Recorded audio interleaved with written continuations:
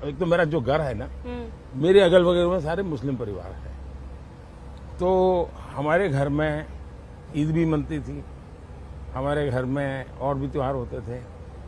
मेरे घर में ईद के दिन खुद का खाना नहीं पकता था, सारे मुस्लिम परिवारों से मेरे यहाँ खाना आ जाता था। জয় শ্রীরাম বন্ধুরা, অনেকের প্রশ্ন থাকতে পারে নরেন্দ্র মোদী সত্যিই কি মুসলিমদেরকে বিরোধী করে?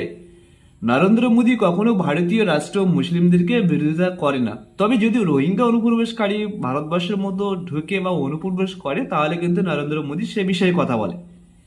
সবাই জানো যে ভারতবর্ষে কোনো ধর্মশালা নয়, এখানে রাষ্ট্র মুসলিমদের যতটা সম্মান থাকবে হিন্দুদের ততটা সম্মান থাকবে।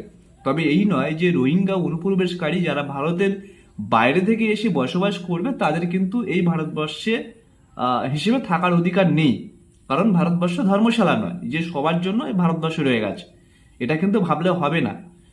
সো ভারতবর্ষের প্রধানমন্ত্রী অ্যাকচুয়ালি যত রাষ্ট্রীয় মুসলিম আছে তাদের সঙ্গেও পর্যন্ত বৈঠক করে এবং মুসলিমদের বিশেষ করে নারী সুরক্ষার দিক থেকে কিন্তু অনেক এগিয়ে দিয়েছে।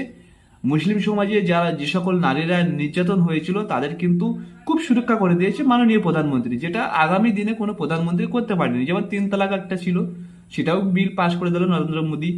মানে একের পর এক মুসলিমদের অনেক সুযোগ সুবিধা করে দিয়েছে। এবার অনেকেই কিন্তু বিরোধিতা করতে পারে নরেন্দ্র মোদী, সেটা তার ব্যক্তিগত ব্যাপার।